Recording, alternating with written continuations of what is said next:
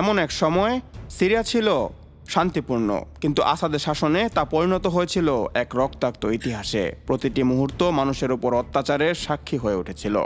শাসকের নির্মমতা এবং বন্দীদের আর্তনাদ ছিল এক সাধারণ দৃশ্য, যা প্রতিদিনের জীবনের অবিচ্ছেদ্য অংশ হয়ে দাঁড়িয়েছিল।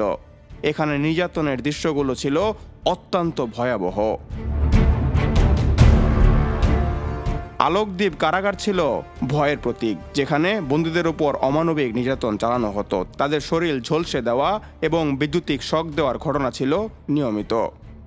গণহত্যার বিভীষিকা এবং মৃত্যুর মাধ্যমে মুক্তির ধারণা বন্দীদের জন্য ছিল এক ভয়ঙ্কর বাস্তবতা।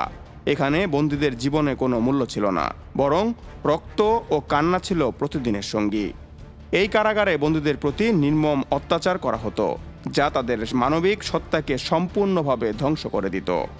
সেদেনায়া কারাগার ছিল মানবতার জন্য এক বিভীষিকা। এখানে বন্দীদের মৃত্যুর সংখ্যা ছিল প্রতিদিনের। এই কারাগার আসাদের শাসনের একটি মূর্ত প্রতীক হিসেবে চিহ্নিত হয়। দামেস্কো এবং হোমস শহরের কাছে গণকবরগুলোর সন্ধান পাওয়া গেছে, যেখানে হাজার হাজার মানুষকে নির্মমভাবে হত্যা করা হয়েছে। এই গণকবরগুলোতে মৃতদেহের চেহারা চেনার কোনো উপায় ছিল না।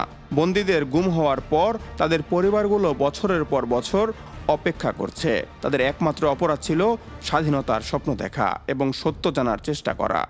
বাশার আল আসাদ শাসন আমলে নিখোঁজ হওয়া মানুষগুলো শুধু নিখোঁজই ছিল না, তারা নির্মম শাসনের শিকার হয়েছিল।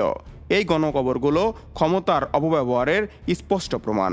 সেদনায়া কারাগারে আর্তনাদ এবং গণকবরের স্মৃতি মানবতার জন্য এক গভীর দুঃস্বপ্ন বয়ে নিয়ে এসেছে।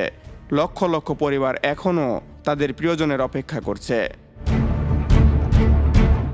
এই ঘটনা শুধুমাত্র একটি অধ্যায় নয়, বরং মানবতার জন্য একটি লজ্জার চিহ্ন। আমাদের এই ইতিহাস মনে রাখতে হবে, যেন ভবিষ্যতে একই ভুল না হয়। বলেছেন অর্ণব, নিউজ 21 নিউজ ডেস্ক।